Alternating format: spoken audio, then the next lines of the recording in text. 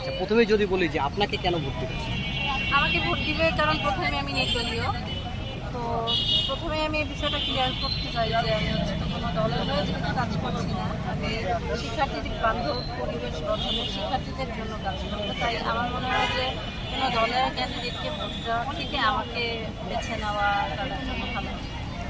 আসলে শিক্ষার্থীরা কি, আপনি কি মনে করেন যে এর আগে 17 বছর যেভাবে একটা সংগঠন এই ক্যাম্পাসে যেভাবে আধিপত্য বিস্তার করেছে, মানে রাজনৈতিক ক্যান্ডিডেট থেকে এই জন্য কি শিক্ষার্থীরা মুখ ফিরিয়ে নেবে, আপনি কি মনে করেন? আসলে দেখা যায় যে কোনো রাজনৈতিক দল নিজের যে ব্যক্তিগত রাজনৈতিক এজেন্ডা ওইটা বাস্তবায়নের জন্য সবসময় কাজ করে যায়। তাদের দ্বারা আসলে শিক্ষার্থীদের জন্য যে খুব একটা কাজ হয়েছে আমরা সেটা আসলে খুব কম দেখতে পাই।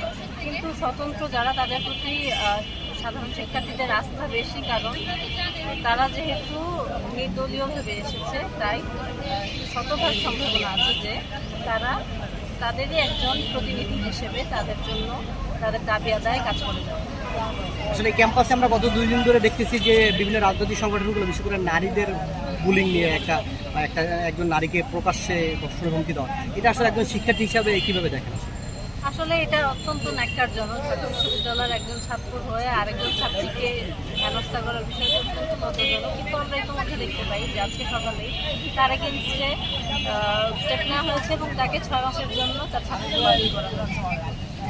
কিন্তু আসলে এখানে কি আপনি মনে করেন যে স্বতন্ত্র থেকে যারা আছে তারা বিজয়ী হলে ক্যাম্পাসে নারীরা আমাদের মানে চলাফেরা করতে পারবে, না একটা রাজনৈতিক প্যানেল বিজয়ী হলে চলাফেরা?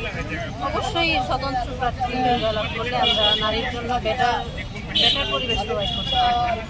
মানে এখানে তো অনেক প্রতিশ্রুতি দিচ্ছে আসলে, কিন্তু ভবিষ্যতে আমরা তো দেখেছি যে মানে পিছনের দিনগুলোতে আমরা দেখেছি প্রতিশ্রুতি দেওয়ার পরেও পরবর্তীতে আসলে ক্যাম্পাসে মানে এটা যে তারা যে ইস্তেহার বা বিভিন্ন কথাবার্তা বলতেছে এগুলো কোনোটাই মানে তারা পরবর্তীতে বাস্তবায়ন করতে পারে না। এক্স্যাক্টলি, আপনারা দেখেছেন যে এর আগেও যারা আপনার প্যানেল থেকে এসেছে কিংবা এখনও যারা প্যানেল থেকে যে প্রতিশ্রুতি দিচ্ছে বেশিরভাগই কিন্তু অবাস্তব, যেটা একটা ভিপির পক্ষে করা সম্ভব না।